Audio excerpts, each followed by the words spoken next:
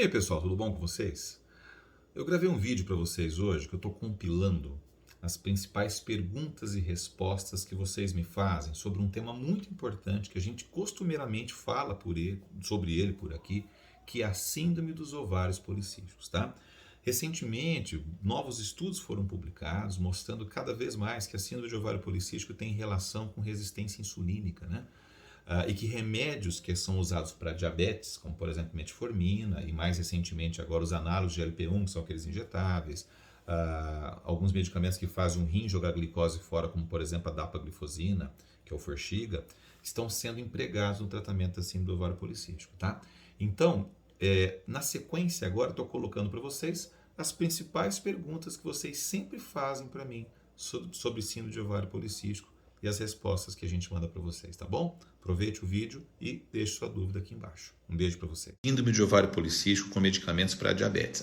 Sidney, remédio para diabetes, para ovário policístico, por quê? Porque o ovário policístico é uma síndrome de resistência insulínica. Então, quando eu trato a resistência insulínica, eu estou tratando a causa do ovário policístico. E eu pedi para que vocês mandassem perguntas, vocês mandaram várias perguntas. Então, sem mais delongas, vamos lá responder as perguntas que vocês mandaram. Então, a mais perguntada foi essa. Toda síndrome de ovário policístico é consequência de resistência insulínica? Sim. Do ponto de vista molecular, existe uma diferença de resposta insulínica, tá? Isso foi publicado agora, esse ano, no Congresso Americano de Diabetes. E existe SOP sem resistência insulínica? Existe, mas é raro. O que acontece é que os exames de laboratório que nós temos hoje não são capazes de detectar isso em nível de exame, mas a nível molecular, sim, existe a resistência insulínica mesmo em mulheres magras. E a resistência insulínica, como a gente vem falando muito para vocês aqui, ela contribui com uma série de coisas, tá? Aumenta a obesidade visceral, do triglicerídeo, reduz HDL, põe gordura no fígado, engorda. Então é uma coisa que tem que ser tratada. O Sidney, eu tomo anticoncepcional por outro motivo, para não engravidar. É possível tratar? Claro que sim, tá? Os tratamentos, eles não são concorrentes. Você pode usar o seu anticoncepcional e ao mesmo tempo tratar a resistência insulínica, que é a causa principal da síndrome de ovário policístico. E quando a gente chega em diabetes, que foi esse caso aí, você já passou pela fase da resistência insulínica, já passou pelo pré-diabetes e chegou no diabetes. Então, por que tem ovário policístico? Porque a causa não foi tratada. O diabético também continua tendo resistência insulínica. Então, sim, da mesma forma que em não diabético, se eu trato a resistência insulínica, eu melhoro do ovário policístico, no diabético ainda mais. Dá para tratar sem remédio? Dá para tratar sem remédio, mas é a mesma coisa de você perguntar para mim assim, dá para ir de Maringá a Londrina a pé? Dá para ir daqui até Londrina a pé, mas você vai demorar pelo menos uns 5 dias a mais do que se você for de carro. Então, na medicina, nós temos que fazer isso e aquilo, e não isso ou aquilo, tá? Então, sim, a medicação, o protótipo é glifage, mas eu mostrei na pesquisa de ontem que outros remédios para diabetes, como os injetáveis, os Ozempic, podem ser usados. Mas a base do tratamento é a alimentação, não adianta tomar remédio e não mudar a alimentação. Como é que tem que ser a alimentação? Geralmente uma alimentação low carb, tá? Com pouco carboidrato simples, de absorção rápida. E uma outra coisa que ajuda muito, né? Atividade física também. Então é um tripé: medicação, alimentação e atividade física. Então quando eu junto essas três coisas, eu tenho o melhor cenário de melhora.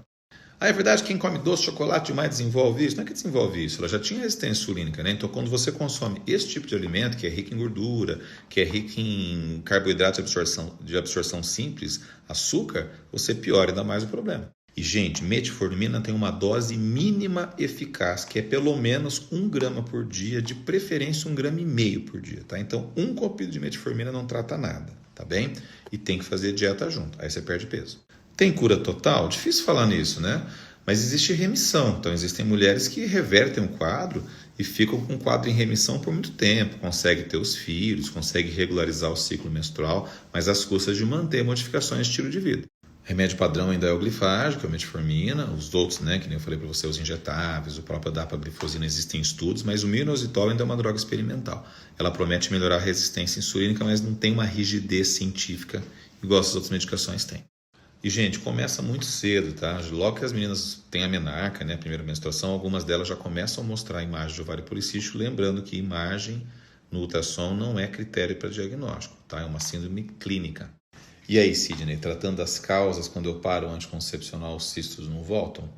Geralmente não, tá? Desde que você mantenha peso, atividade física, nível de resistência insulínica controlado. Caso contrário, as causas ainda estão aí, o cisto volta. E aí, gente, esse artigo que eu mostrei ontem, ele comparava também o uso de fentermina com bupropiona, né? E não melhora, tá? Perde peso, mas não melhora a síndrome, porque não trata a resistência insulínica. Então, seria muito mais legal você usar metformina com análogo do GLP-1, por exemplo. E aí, gente, esse artigo que eu mostrei ontem, ele comparava também o uso de fentermina com bupropiona, né? E não melhora, tá? Perde peso, mas não melhora a síndrome, porque não trata a resistência insulínica. Então, seria muito mais legal você usar metformina com análogo do GLP-1, por exemplo.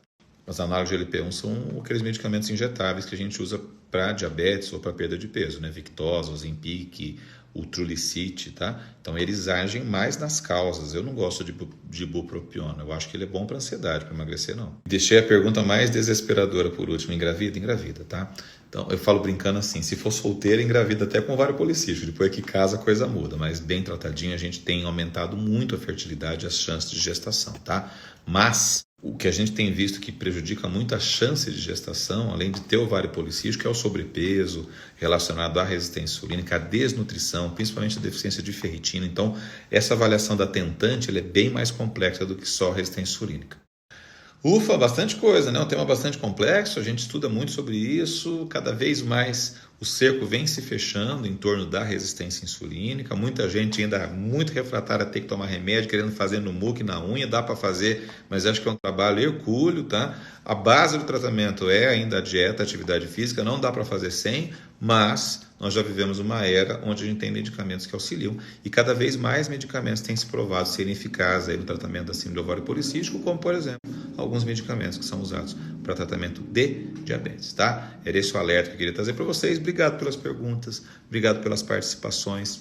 Um beijo muito forte para vocês. Fiquem com Deus.